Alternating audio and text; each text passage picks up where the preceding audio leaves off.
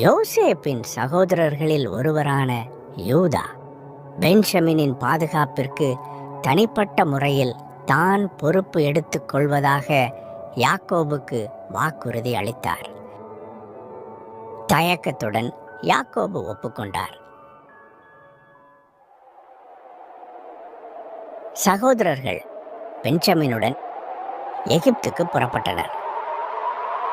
அவர்கள் வந்ததும் யோசேப்பு அவர்களை தன் வீட்டிற்கு அழைத்து விருந்து அளித்தார்.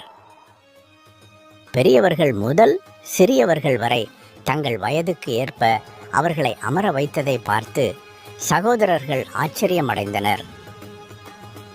எகிப்திய ஆட்சியாளருக்கு அவர்களை பற்றி எப்படி தெரியும் என்று அவர்கள் ஆச்சரியப்பட்டனர்.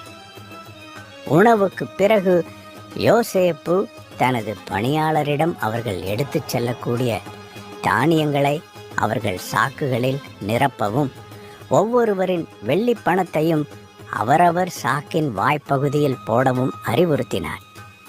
பென்ஜமினின் சாக்கில் தனது சொந்த வெள்ளிக்கோப்பையை வைத்து கட்டும்படி பணியாளருக்கு கட்டளையிட்டார்.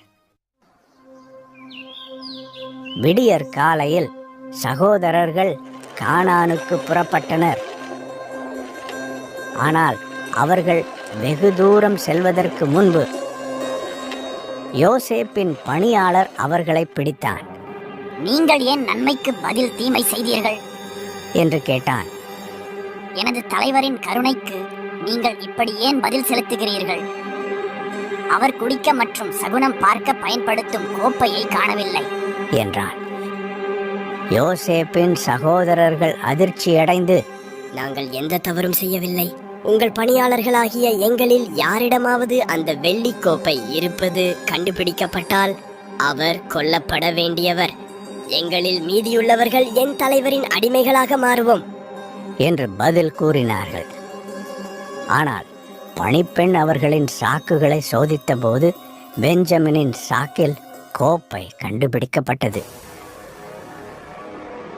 சகோதரர்கள் அனைவரும் மன வருத்தமடைந்து தங்கள் ஆடைகளை கிழித்து கொண்டு நகருக்கு திரும்பி வந்தனர். அவர்கள் யோசேப்பின் முன் விழுந்து அவரது இரக்கத்திற்காக மன்றாடினர். குறிப்பாக யூதா பென்ஜமினுக்கு பதிலாக தான் அடிமையாக இருக்க முன் வந்தார். மேலும், எங்கள் இளைய சகோதரன் இல்லாமல் நான் என் தந்தையிடம் எப்படி திரும்பிச் செல்வேன்? இல்லை, என்